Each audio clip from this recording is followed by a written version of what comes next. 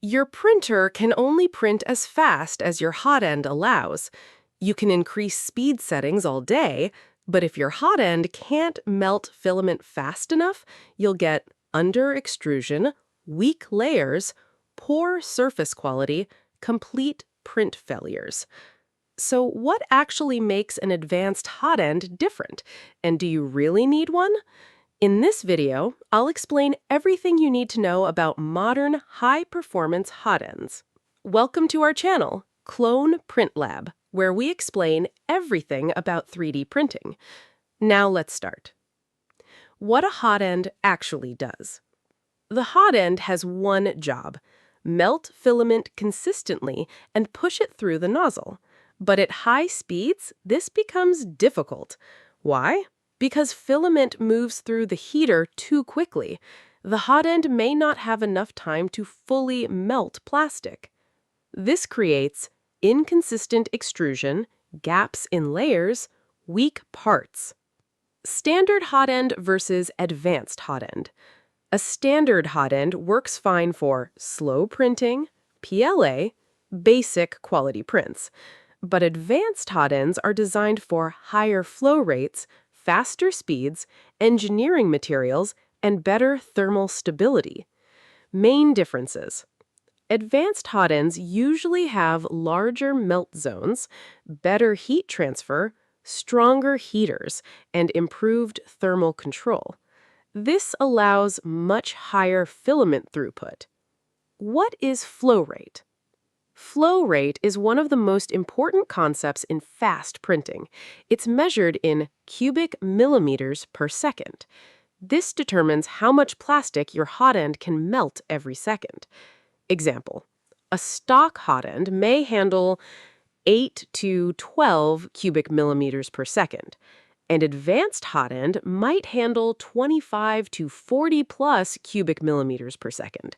That's a massive difference. Why volcano-style hot ends exist? High-flow hot ends like volcano designs use longer heater blocks and longer melt zones. This gives filament more time to melt completely. Result: faster printing, better layer bonding, more consistent extrusion, especially with large nozzles. All metal hot ends explained. Many advanced hot ends are all metal. This means they can handle higher temperatures safely. Why this matters?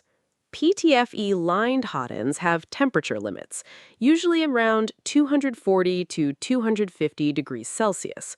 But all metal hot ends can print PTG, ABS, nylon, polycarbonate, and other engineering materials. The hidden problem: heat creep. One downside of advanced hot ends is heat creep. This happens when heat travels too far upward. Symptoms include jams, soft filament in the cold zone, extruder clicking. Fixes: better cooling fan, proper retraction settings, high-quality heat breaks. Heat management is critical. Do you actually need an advanced hot end? Here's the truth.